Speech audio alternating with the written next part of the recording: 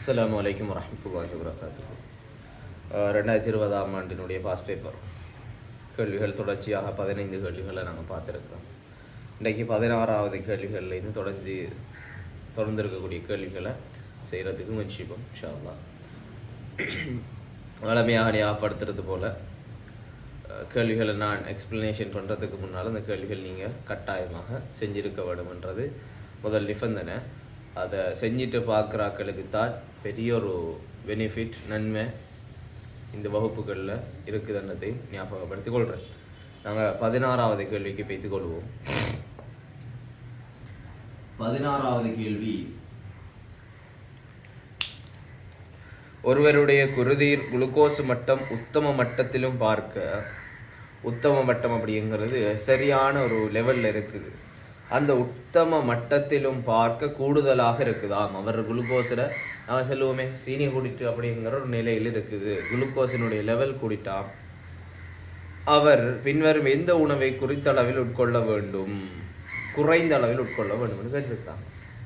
அப்போ நாங்கள் ட்ரீட்மெண்ட் பண்ணக்குள்ள பார்த்தோம்னு சொன்னால், சீனியர் ஆளுக்கு கூட குளுக்கோஸ் கூடன்னு சொன்னால் நாங்கள் சொல்லுவோம் சுகர் கூடிட்டு அப்படின்னு சொல்லுவோம். அவருக்கு இப்படி குளுக்கோஸு கூடுதலாக இருந்தால் அந்த குளுக்கோஸு குறைஞ்ச உணவுகளை தான் அவர் உட்கொள்ள வேண்டும்.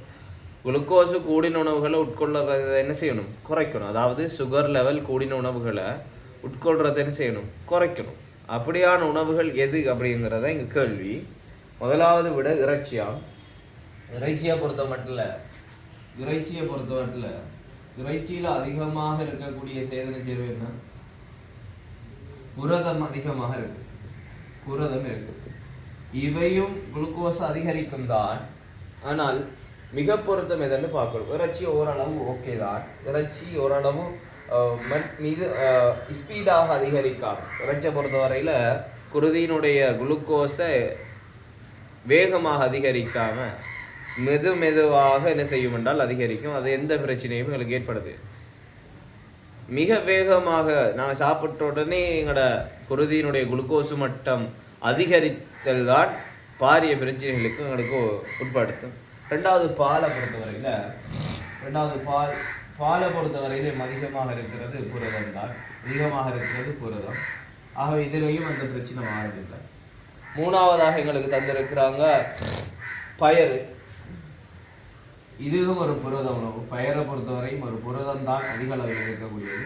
அதே போல் மைக்ரோ விட்டமின்ஸ். நாங்கள் பெரும்பாலும் சேதன சேர்வையை பார்க்குறோம். சக்தியை தரக்கூடிய சேதன சேர்வை என்ன இருக்குது அப்படின்றத அதுக்குள்ளே பார்க்குறோம். இந்த அடிப்படையில் இது மூன்றும் புரதமாகவே சீரான அளவில் தான் என்ன செய்யும், மெதுவாக சீரான அளவில் குருதியினுடைய குளுக்கோஸ் லெவல் அதிகரிக்கக்கூடியதாக இருக்கும், சக்தியை வழங்கும். ஆனால் நாலாவதாக எங்களுக்கு தந்திருக்கக்கூடிய பான் என்று சொல்லி தந்திருக்கிறாங்க. பானை பொறுத்தவரையில் இதில் சேதன சேர்வியாக கார்போஹைட்ரேட் இருக்கு. கார்போஹைட்ரேட் என்ன செய்யும் என்றால் மிக வேகமாக குருதிக்கு சக்தியை வழங்கி, குருதிக்கு குளுக்கோஸை வழங்கி மிக வேகமாக குருதியினுடைய குளுக்கோஸ் மட்டத்தை, குருதியில் இருக்கிற குளுக்கோஸ் மட்டத்தை என்ன செய்யும்னு சொன்னால் அதிகரிக்கும், ஸ்பைக் பண்ணணும்னு சொல்லுவாங்க. மிக ஸ்பீடாக அதிகரித்தால் எங்களோட சுகர் லெவலும் அதிகரித்து சீனி நோயாளிகளுக்கு பாரிய பிரச்சனைகள் உண்டாகும். ஆகவே உத்தம நிலையோட அதிகமாக குளுக்கோஸ் லெவல் இருக்கிறார்கள் இந்த கார்போஹைட்ரேட் கொண்ட உணவுகளை உட்கொள்வதை குறைச்சி கொள்வது தான் நல்லம். ஆகவே விடை 4. நாங்கள் அடுத்த கேள்வி வைத்துக் கொள்வோம். 17வது கேள்வி.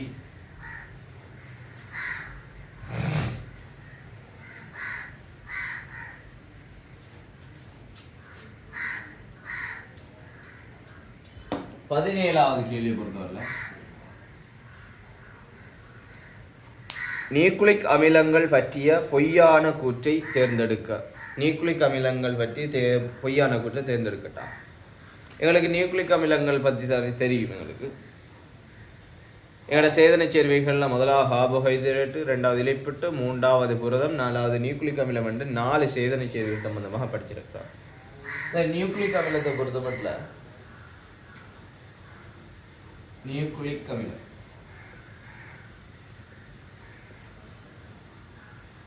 அமிலத்தை பொறுத்த வரைக்கும் இதனுடைய ஆக்க அலகாக நாங்கள் பார்த்தோம்னா நியூக்ளியோடைட் இருக்க போது இதனுடைய ஆக்க அலகு நியூக்ளியோடைட்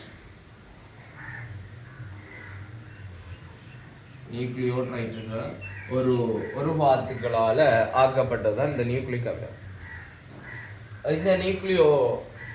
இந்த ஒரு நியூக்ளியோடைட்டுக்குள்ள 3 கூறு இருக்க போது ஒன்று பொஸ்பேட் கூட்டம் சொல்லுவோம். பொஸ்பேட் கூட்டம்,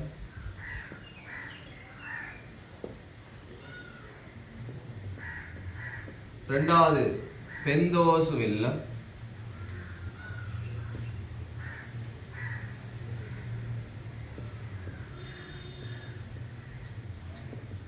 பெண்டோஸ் வெல்லம்னு சொல்லுவாங்க.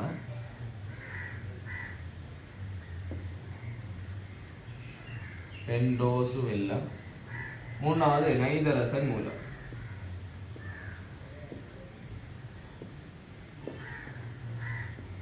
இந்த 3 சேர்வைகளும் ஒரு நியூக்ளியோடைட்டுக்குள்ள வந்து பொஸ்பேட் கூட்டம், பெண்டோஸ் வெல்லம், நைதரசன் மூலம் என்ற 3 சேர்வைகளும் சேர்ந்துதான் ஒரு நியூக்ளியோடைட் ஆகும். இந்த நியூக்ளியோடைட்டுகளில் பல நியூக்ளியோடைட் சேர்ந்து நியூக்ளிக் அமிலங்கள் ஆகும். இந்த நியூக்ளியோடைட்டினுடைய அல்லது நியூக்ளிக் அமிலத்தினுடைய சேர்வையினுடைய மூலகங்களை பொறுத்தவரையில் எங்களுக்கு தெரியும். மூலகங்கள் பார்க்கணும். கார்பன், ஹைட்ரஜன், ஆக்சிஜன், நைட்ரஜன், பொஸ்பரஸாக இருக்கும். கார்பன், ஹைட்ரஜன், ஆக்சிஜன், நைட்ரஜன், பொஸ்பரஸாக இருக்கும். இப்போ நாங்கள் கூட்ட வாசித்து கொள்வோம். ஆக்க அலகு நியூக்ளியோடைட் எனப்படும். நாங்கள் பார்த்துட்டோம் ஆக்க அலகாக இருக்கக்கூடியது நியூக்ளிக் அமிலத்தினுடைய ஆக்க அலகு நியூக்ளியோடைட். ஆகவே முதலாவது கூற்று சரி, இது கேட்டிருக்கிறாங்க பொய்யான கூற்று. ஆகவே ரெண்டாவது இயற்கை பல்பகுதியம், இது செயற்கையாக உருவாக்கப்படுறது இல்லை, இயற்கையாக எங்களோட உடலில் உருவாக்கப்படுற ஒரு பல்பகுதியம் தானே. நியூக்ளியோடைட் என்கிற ஒரு பகுதியத்திலிருந்து நியூக்ளிக் அமிலம் என்ற பல்பகுதியம் இயற்கையாக எங்களோட உடம்புல உருவாக்கப்படுறதால இது ஒரு இயற்கையான பல்பகுதியம். அதுவும் சரி. மூணாவது கூற்றை பார்த்தோம் என்றால் பாரம்பரிய தகவல்களை களஞ்சியப்படுத்துகின்றன. பாரம்பரிய தகவல்களை களஞ்சியப்படுத்துகின்றன என்ற கூற்று உண்மையான கூற்று. ஏனென்றால் இந்த நியூக்ளிக் அமிலத்தை 2 வகையாக பிரிக்கலாம். நியூக்ளிக் அமிலத்தை 2 வகையாக பிரிக்கலாம். ஒன்று டிஎன்ஏ, இன்னொன்று ஆர்என்ஏ பிரிக்கலாம். நியூக்ளிக் அமிலத்தை 2 வகையாக பிரிக்கலாம். ஒன்று டிஎன்ஏ, ஆர்என்ஏ. இந்த டிஎன்ஏ, ஆர்என்ஏ 2 பேரும் பாரம்பரிய தகவல்களை களஞ்சியப்படுத்தக்கூடிய ஆக்கள். டிஎன்ஏ, ஆர்என்ஏ எங்களோட உடலில் இருக்கக்கூடிய பாரம்பரிய தகவல்களை கருவில் களஞ்சியப்படுத்துறது வந்து இந்த டிஎன்ஏயும் ஆர்என்ஏயும் தான். ஆகவே நியூக்ளிக் அமிலங்கள் பாரம்பரிய தகவல்களை பொதுவாக பார்க்குற நேரம் களஞ்சியப்படுத்துது. யார் அப்போ களஞ்சியப்படுத்துறோன்னா அதுக்குள்ளே இருக்கக்கூடிய டிஎன்ஏ, ஆர்என்ஏ களஞ்சியப்படுத்துது. நாங்கள் பொதுவாக மேலாக செல்லக்குள்ளே செல்வோம். நியூக்ளிக் அமிலங்கள் பாரம்பரிய தகவல்களை களஞ்சியப்படுத்துது. ஆகவே மூணாவது கூற்றும் சரி. நாலாவது கூற்று தந்திருக்கிறாங்க. கார்பன், ஹைட்ரஜன், ஆக்சிஜன், நைட்ரஜன் எனும் மூலகங்களை மாத்திரம் கொண்டன. இப்போ கூற்றுப்படி வந்திருக்கலாம். கார்பன், ஹைட்ரஜன், ஆக்சிஜன், நைட்ரஜனை கொண்டுள்ளன சொன்னால் கூற்று அதுவும் சரியாக வந்திருக்கும். பட் மாத்திரம் கொண்டுள்ளன என்ற கூற்று வந்திருக்கு. அப்போ பொஸ்பரஸ் இங்கே என்ற கேள்வி வரும். ஆகவே அந்த கூற்று பிழை. விடை அப்ப 4வதாக மேம்பூர். நான் அடுத்த கேள்வியை பார்த்துக்கணும்.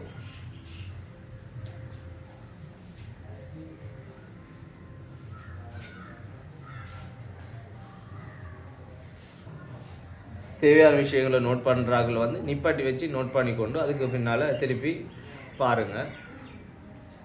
நாங்கள் ஒன்றுக்கும் எழுகிறதுக்கு டைம் கொடுத்துட்டு இருந்தால் மிச்சம் பெரிய இதாக பேத்திரும். இப்போ நாங்கள் 18வது கேள்வியை பார்ப்போம்.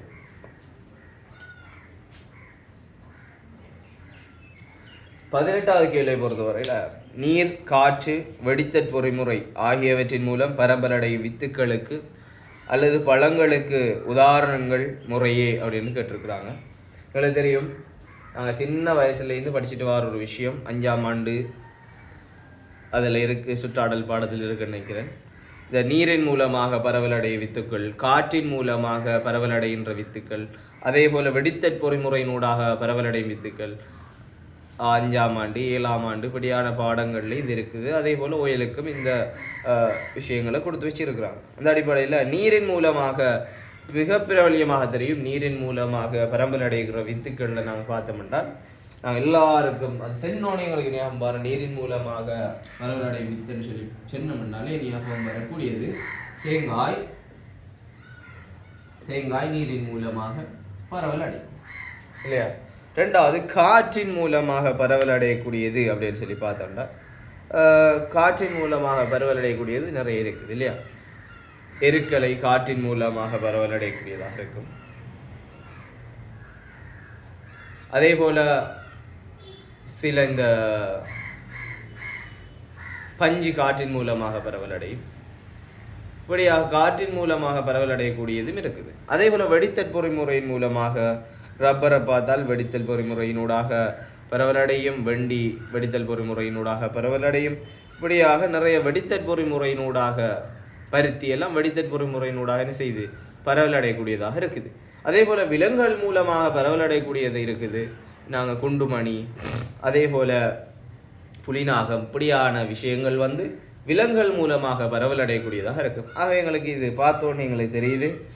நீரின் மூலமாக தேங்காய், காற்றின் மூலமாக எருக்கலை, அதே போல வெடித்தல் பொறிமுறையின் மூலமாக ரப்பர் என்ன செய்ய போகுது பரவல் அடைய போது. ஆகவே விடை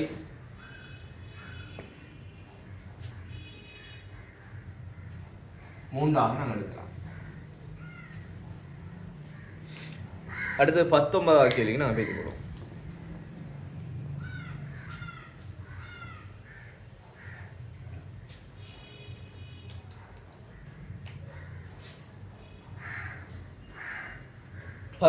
கேள்வி, கொப்புள் நாணினூடாக தாயில் இருந்த முதிர்மூல உருக்கு பின்வரும் எது செல்வதில்லை என்ற ஒரு கேள்வி. இந்த முதிர்மூல உரு கொப்புள் நான் இது சம்பந்தமாக மிக இன்ட்ரெஸ்டான ஒரு பகுதி. தாயினுடைய கருவறையில் ஒரு குழந்தை எவ்வாறு உருவாகின்றது, அது உருவாகி அதுக்கு எப்படி போஷணை போகுது என்று சம்பந்தமாக படிக்கிற நேரம் இதை நீங்கள் படிச்சிருப்பீங்க. ஒரு தாய்க்கும் சேய்க்கும் இடையில் இருக்கக்கூடிய ஒரு 2 அங்கிகளுக்கும் இடையில் உருவாகக்கூடிய 2 அங்கியும் சேர்ந்து உருவாகக்கூடிய ஒரே ஒரு பகுதி இந்த முதிர்மூல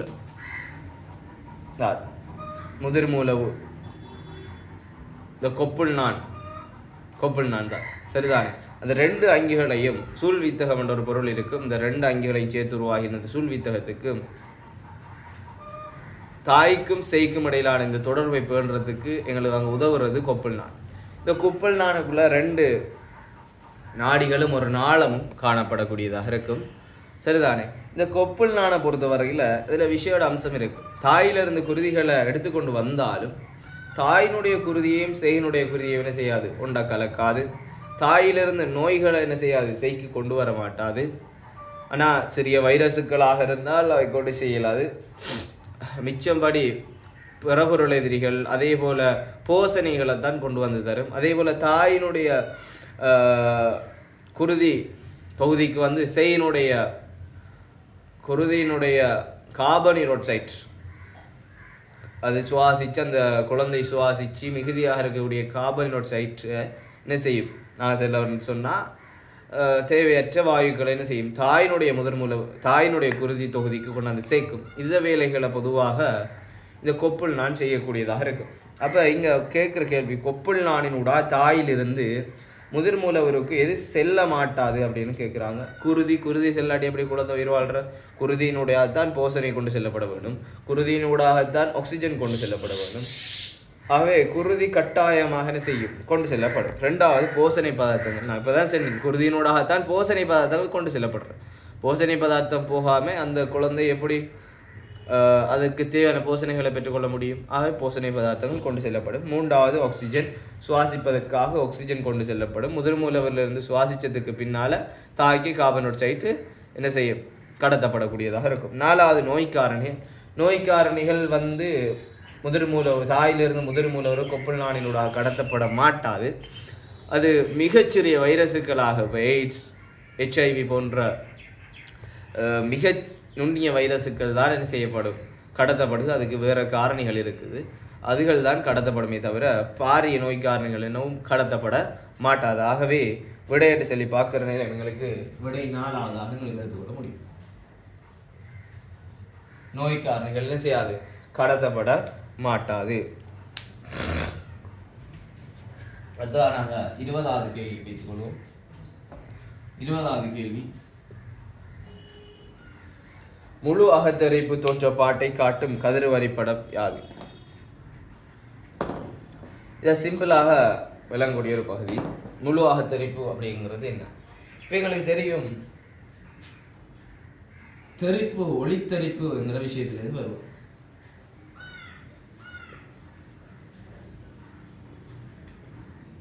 ஒளித்தரிப்பு என்றால் என்ன? ஒரு ஊடகத்திலிருந்து இன்னொரு ஊடகத்துக்கு, ஊடகம் என்றது ஒரு பொருள், ஒரு நீராக இருக்கலாம், அல்லது காற்றாக இருக்கலாம், அல்லது கட்டடமாக இருக்கலாம். ஏதோ ஒரு ஊடகம், ஒரு ஊடகத்திலிருந்து இன்னொரு ஊடகத்துக்கு ஒரு ஒளி பயணிக்கிற நேரம், குறிப்பிட்ட ஒரு ஊடகத்தில் ஒளியினுடைய வேகம் வித்தியாசம், இன்னொரு ஊடகத்துக்கு அந்த ஒளி போகிற நேரம் அதனுடைய வேகம் வித்தியாசம். இப்படியாக வேக வித்தியாசங்கள் வார நேரம், ஒரு ஊடகத்திலிருந்து இன்னொரு ஊடகத்துக்கு அது பயணிக்கிற நேரம் அங்கு ஒளிமுறிவு நடக்கும். அந்த இன்டர்ஃபேஸ், அதாவது அந்த இடைப்பகுதின்னு சொல்லுவோம். அதாவது நாங்கள் எடுத்துக்கொள்வோமே, இதை ஊடகம் பண்ண எடுத்துக்கொண்டால், ஊடகம் பண்ண எடுத்துக்கொள்வோம். இது வழியாக எடுத்துக்கொள்வோமே, இது வழியாக எடுத்துக்கொள்வோம். இதை ஊடகம் 2 எடுப்போம். ஊடகம் 2. அப்போ இதை நாங்கள் நீராக எடுத்துக்கொள்வோம். இப்போ சூரிய ஒளி வந்து என்ன செய்தால் வழியில இருந்து நீருக்குள்ள போகுது அப்படின்னு சொன்னா, இப்போ எவ்வளவு தூரம் வழி தானே, வழிக்கு இப்படி வந்த சூரிய ஒளி, வழியில் இப்படி வந்த சூரிய ஒளி, இது இந்த நீரினுடைய மேற்பரப்பு இல்லையா, நீரினுடைய மேற்பரப்பு.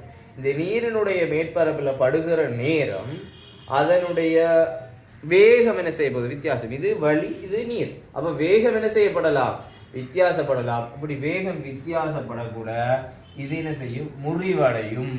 இது முறிவடையும். இது என்ன செய்யும், இப்படியாக முறிவடையக்கூடியதாக இருக்கும். அப்போ எப்படி வரணும், சரியாக இப்படி வரணும். இப்படி நேராக போகணுமா இல்லையா? ஆனால் என்ன செய்யுது, முறிவடையுது. இங்கால போகுது, சில நேரங்களில் இங்கால போகும், இப்படி முறிவடைய போகுது. சரிதானே? இப்போ இப்படி முறிவடையக்கூடிய இதை நாங்கள் சொல்றோம் படுகோணம் அப்படின்னு சொல்றோம். இதை நாங்கள் இந்த கோணத்தை சொல்றோம் படுகோணம் என்று சொல்றோம். படுகோணம்.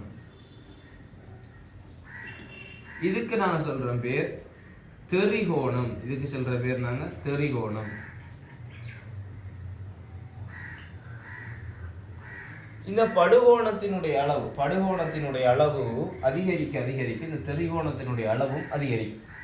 சரிதானே? இதை ஞாபகம் வச்சுக்கணும். இப்ப எப்படி பாருங்க, நான் இங்க ஊடகம் 1 இங்க ஊடகம் 2 எடுத்துருக்கேன்.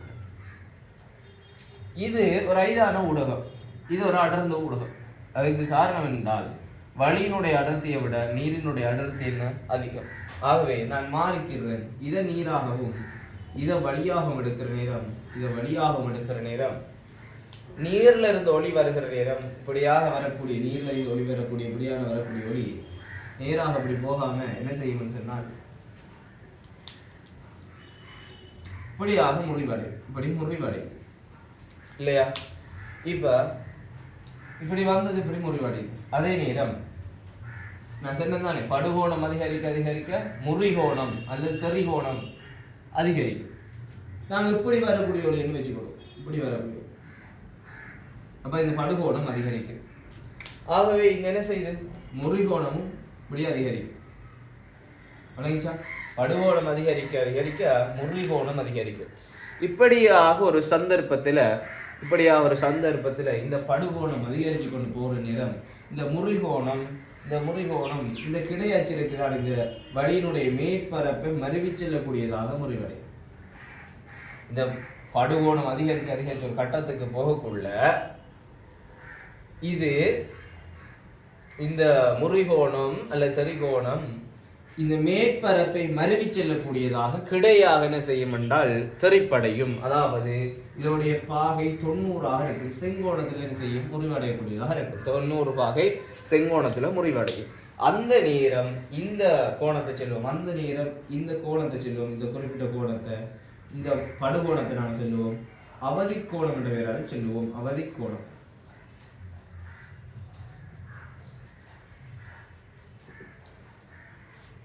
தரையை மருவி செல்லக்கூடிய இந்த கிடைக்கோட்டை மருவி செல்லக்கூடிய 90 வகையில் ஒரு ஒளிக்கதிர் முறிதனை சொன்னால் அந்த நேரம் ஏற்படுற படுகோணத்தை நாங்கள் சொல்லுவோம் அவதி கோணம் என்று சொல்லுறோம். இந்த அவதி கோணம் 90 வகையாக இந்த முறிகோணம் 90 வகையாக இருக்கிற நேரம் அந்த படுகோணம் அவதி கோணமாக இருக்கு. இந்த அவதி கோணம் ஒரு 40 பாகையோ 45 பாகையோன்னு வச்சுக்கொள்வோமே. ஒரு 40 பாகைன்னு எடுப்போம். இந்த 40 பாக அவதி கோணம் இப்படியாக இருக்குது.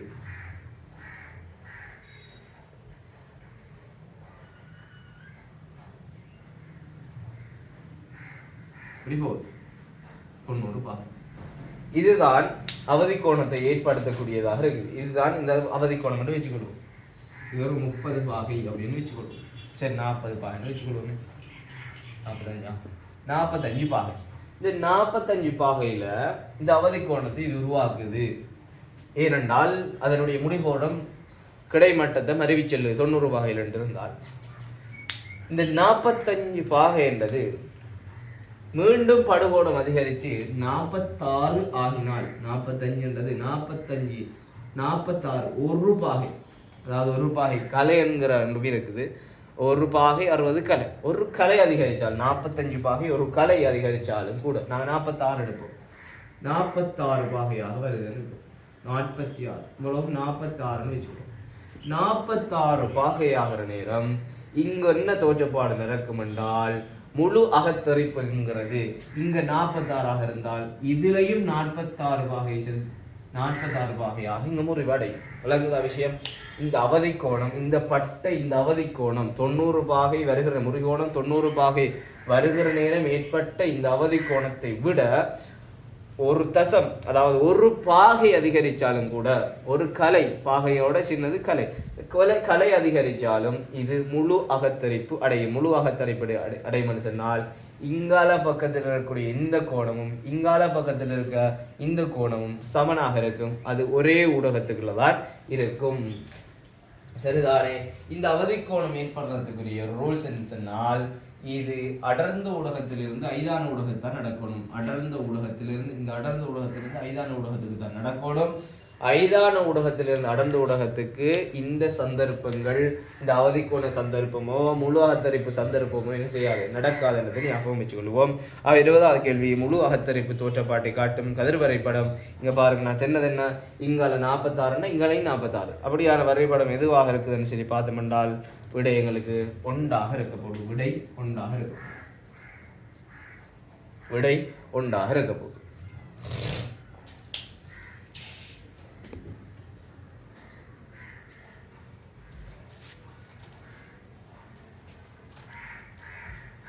ஓகே, நாங்கள் அடுத்த கேள்வியை பார்த்துக்கொள்வோம்.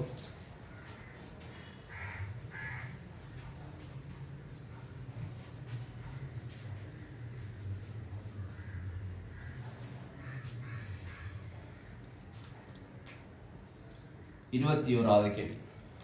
ஒரு ஓட்ட போட்டியை முடித்த தடைகள விளையாட்டு வீரர் ஒருவருக்கு தசைப்பிடிப்பு ஏற்பட்டிருக்கிறது. தசைப்பிடிப்பு ஏற்படுவதற்கு காரணமான தசைக்கலங்களின் உற்பத்தி ஆகும் இரசாயன சேர்க்கை. இது நேரடியாக தியரியிலிருந்து வரக்கூடிய ஒரு கேள்வி. காபனி ரோட் சைடு வாரதால எங்களுக்கு தசைப்பிடிப்பு வாரதில்லை. தசைப்பிடிப்பு வாரதுக்குரிய காரணம் என்ன அப்படின்னு பார்த்தோம்னால் லெத்ரிக் அமில நொதித்தலின் காரணமாக எங்களுக்கு என்ன செய்யுது, எங்களோட உடல்ல தசைப்பிடிப்புகள் ஏற்படுது. ஆகவே விடை 3. இது நேரடியான கேள்வி. விடை 3. இது நேரடியான ஒரு கேள்வி. 22வது கேள்வியை பார்த்தோம்னு சொன்னால் இப்படியான நேரடியான கேள்விகளும் நிறைய வினவப்பட்டிருக்குது. இதுக்கெல்லாம் விளக்கம் பெருசாக தேவைப்படுறது இல்லை. 22வது கேள்வி, இளஞ்சூட்டு வெப்பநிலை குருதியுள்ள ஒரு விலங்கு மாறும் சூழல் வெப்பநிலை குருதியுள்ள ஒரு விலங்கும் முறையே அப்படின்னு கேட்டிருக்குது. நாங்கள் முதலாவது அப்போ விலங்குகளும் இளஞ்சூட்டு வெப்பநிலை குருதியுடைய விலங்குகள் அப்படின்னு சொல்லி பார்க்குற நேரம் எங்களுக்கு உடனடியாக இளம் சூடு அப்படின்னு ஞாபகம் வர்றது என்ன, இளம் சூடு அப்படின்னு சொன்ன ஞாபகம் வர்றது எங்களுக்கு இளம் சூட்டு குருதியுள்ள அங்கிகளாக எங்களுக்கு ஞாபகம் வர்றது முதலாவது ஆவேஸ்.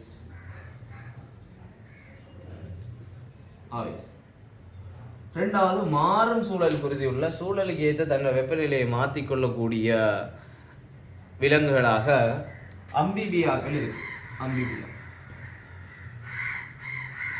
அதே போல ரெப்டிலியாவும் காணப்படலாம்.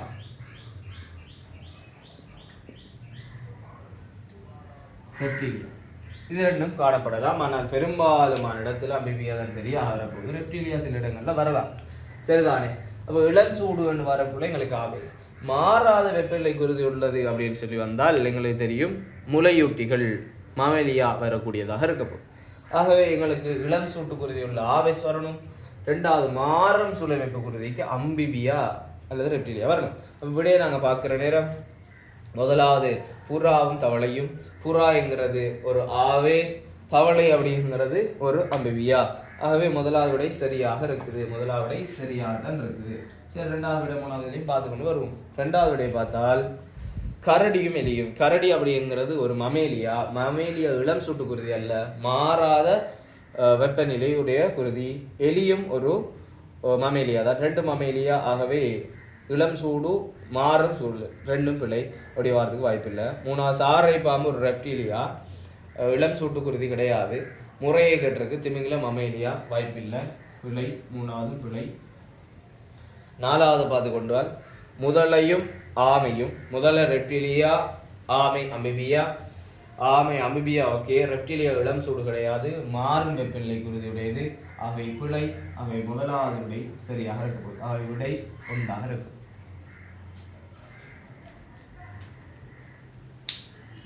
அடுத்து 23வது கேள்வியை பார்த்துக்கிடுவோம்.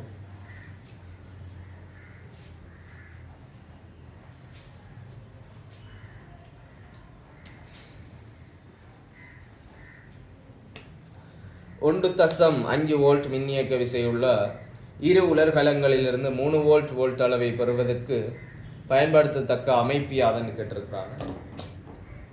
ஒரு வெற்றியை இணைக்கிற நேரம் எங்களுக்கு தெரியும். உலர்கலம் என்பதுங்கிறது வெற்றி, நாங்கள் பயன்படுத்துகிற வெற்றி. ஒரு வெற்றியில இருந்து 2 இணைப்பு முறைகளை நாங்கள் பயன்படுத்துவோம். ஒன்று படியான இணைப்பு முறைகள். இது பிளஸ் எடுப்போம், இது மைனஸ் எடுத்தால் பிளஸ் மைனஸ் பிளஸ் மைனஸ் இப்படியாக நினைப்போம் இல்லையா? இது ரெண்டும் இணைச்சு ரெண்டும் இணைப்போம். இதுல இருந்து இப்படி இருக்கும். இப்படி யாரோட இணைப்பு முறையை பயன்படுத்துறோம். இது ஒரு நாங்கள் எடுப்போம் 1.5 வோல்ட்டாக இருந்தால், இதுவும் ஒரு 1.5 வோல்ட்டாக இருந்தால், இங்கே நாங்கள் எத்தனை வோல்ட் வரும் நினைக்கிறோம்? இது பிளஸ், இது மைனஸ். எங்கே எத்தனை வோல்ட் இங்கே வரும்? இதில் நாங்கள் 2 பேட்டரி அல்ல 100 பேட்டரியாக இணைச்சாலும் இங்கே நாங்கள் இணைச்சிருக்கிற முறையில் இப்படியான முறையில் இணைச்சால், இந்த சமாந்தர முறையில் இணைச்சோம் என்றால் எங்களுக்கு உலர்கலத்திலிருந்து வரக்கூடிய வோல்ட் அளவினுடைய அளவு 1.5 வோல்ட் தான். இது 1 இல்லை 2 அல்ல 100 பேட்டரிகள் இணைஞ்சாலும் அப்படி தான் வரும். ஆகவே நாங்கள் செஞ்சு பார்க்கலாம், ப்ராக்டிக்கல் ரீதியாக செஞ்சு பார்த்தா அப்படி தான் வரும். ஸோ அப்படி என்ன செய்யணும்? எங்களுக்கு 3 வோல்ட் தேவை அல்லது 6 வோல்ட் தேவை, 9 வோல்ட் தேவை, வோல்ட் அளவுகள் அதிகரிக்கணும்னு சொன்னால் நாங்கள் தொடர் இணைப்பை இணைக்கணும். தொடர் இணைப்பு தான் இணைக்கணும். ஆகவே இது பிளஸ், இது மைனஸ், இது பிளஸ், இது மைனஸ். ஆகவே என்ன செய்யணும்?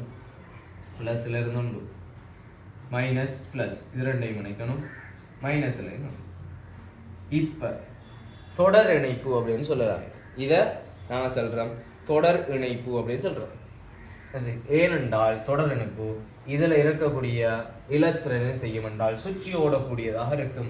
இதற்குள்ள இருக்கிற இலத்திரன் பிளஸ் மைனஸ் இணைக்கப்பட்டிருக்கிறதால இது ரெண்டும் ஒன்று கவர்றதால என்ன செய்ய போகுது? இலத்திரன் இதை சுற்றி இப்படி ஓடக்கூடியதாக இருக்கும். இலத்திரன் இப்படி சுற்றி ஓடக்கூடியதாக இருக்கும். ஆகவே இதனுடைய வோல்ட் அளவு 3 வோல்ட்டாக இருக்கும். இது 1.5 வோல்ட் எடுத்தால் இதனுடைய வோல்ட் அளவு 3 வோல்ட்டாக இருக்க போகுது. 6 வோல்ட் வேணும் என்றால் இதில் இன்னும் 2 பேட்டரியை தொடராக இணைக்கணும். சமாந்தரமாக இணைச்சால் என்னோட பேட்டரி தொடராக இணைக்கப்பட்டிருக்க பேட்டரி என்ன வோல்ட் இருக்கோ அதான் வரப்போகுது. உதாரணமாக இதில் நாங்கள் இன்னும் 2 பேட்டரியை இப்படி சமாந்தரமாக இணைக்கிறோம். தொடராக இணைக்கப்பட்ட பேட்டரி 2 சமாந்தரமாக இணைச்சோம்னு சொன்னால் எங்களுக்கு இப்படி இதில் இணைச்சிட்டோம்னு சொன்னால் எங்களுக்கு வரப்போகிறது 3 வோல்ட் தான், மாறாது. காரணம் என்னென்றால் சமாந்தரமாக இணைச்சால் வோல்ட் அளவுகளில் மாற்றம் ஏற்படாது. ஏனென்றால் ஒரு பெட்டியில் இருக்கிற இலத்திரன் தான் எங்களோட இதில் சுற்றியோட போகுது. ஏனென்றால் நாங்கள் +ஐயும் மைனஸையும் இணைச்சிருக்கிறோம். ஆகவே என்ன செய்யாது, அதற்குள்ளால் இருக்கிற மொத்த இலத்திரன்களும் சுற்றியோட மாட்டாது. ஒரு பேட்டரியில் இருக்கக்கூடிய இலத்திரன் மாத்திரமே சுற்றி ஓடக்கூடியதாக இருக்க போகுது. ஆகவே தான் என்னோட விடை இப்படியாக தொடராக இணைக்கப்பட்டிருக்கிற படத்தை பார்த்தோம்னு சொன்னால் தொடராக இணைக்கப்பட்டிருக்கிறது 3ஆவதாக இருக்க போகுது. விடை அப்போ 3 தொடராக இணைக்கப்பட்டது 3வது. அவை விடை 3ஆக இருக்க போகுது. ஒரு இலகுவான கேள்வி. அடுத்து 24வது கேள்விகள் அணிக்கொள்வோம்.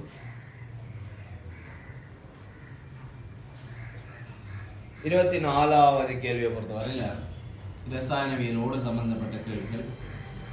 குளிர் நீரோடு தாக்கம் புரியாத போதிலும் கொதிநீருடன் தாக்கம் புரியும் உலோகம் யாதன்னு கேட்டிருக்கிறாங்க. 3வது அலகில் பின்னுக்கு இருக்கக்கூடிய பந்தி, நிறைய பேர் அதை வாசிக்கிறது இல்லை, அதில் தந்திருக்கக்கூடிய ஒரு விஷயம்தான் இது. குளிர் நீருடன் தாக்கம் புரியாத போதிலும் கொதிநீரோடு தாக்கம் புரியும் உலோகம்.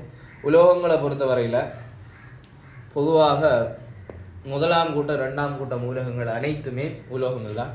இந்த உலோகங்களை பற்றி தான் பெரும்பாலும் உங்களுக்கு கேட்பாங்க, மற்ற உலோகங்கள் பற்றி கதைக்க மாட்டாங்க. இரண்டால் அவங்களோட 20 மூலகங்களுக்குள்ளால் பெரும்பாலும் 1ஆம் கூட்டம் 2ஆம் கூட்டம் அதே கூட அலுமினியமும் தான் உலோகமாக இருக்க போகுது. சரிதானே? ஆகவே நாங்கள் பார்க்குற நேரம் 1ஆம் கூட்டம் 2ஆம் கூட்ட மூலகங்களில் இருக்கிற மூலகங்களில் ஹைட்ரஜன் ஒரு அல்லுலோகம், அது உலோகம் கிடையாது. Lithium, beryllium, sodium, magnesium, aluminium, potassium, calcium, இவ்வளவு நிச்சயமாக இவ்வளவு உலோகம். இந்த 7 உலோகங்களில் குளிர் நீரோட தாக்கம் புரியாத உலோகமாக பெரிலியமும் மக்னீசியம் இருக்கும். குளிர் நீரோட தாக்கம் புரியாத மூலகங்களாக பெரிலியம் மக்னீசியம் ரெண்டுமே குளிர் நீரோட தாக்க முடியாது. கொதிநீரை கொண்டு வந்த மனுஷனால் மக்னீசியம் தாக்க முடியும். கொதிநீரோட கொண்டு வந்தோம்னால் மக்னீசியம் தாக்க முடியும். பெரிலியம் தாக்கம் புரிய மாட்டாது, கொதிநீருடனும் தாக்கம் புரிய மாட்டாது. பெரிலியம் எதில் தாக்க முடியும் அப்படின்னு கேட்டால் பெரிலியம் கொதிநீர் ஆவி இருக்கு இல்லையா, கொதிநீரோட தாக்க முடியாது. கொதிநீர் ஆவி நாங்கள் பாயில் பண்ணி அந்த நீர் வந்த நீரில் இந்த ஆவிகள் பறக்கும் இல்லையா, அந்த ஆவியோட பெரிலியம் தாக்கம் புரியறதுக்கு வாய்ப்பு இருக்குது. ஆகவே விடை மக்னீசியமாக இருக்க போகுது. விடை மக்னீசியம்.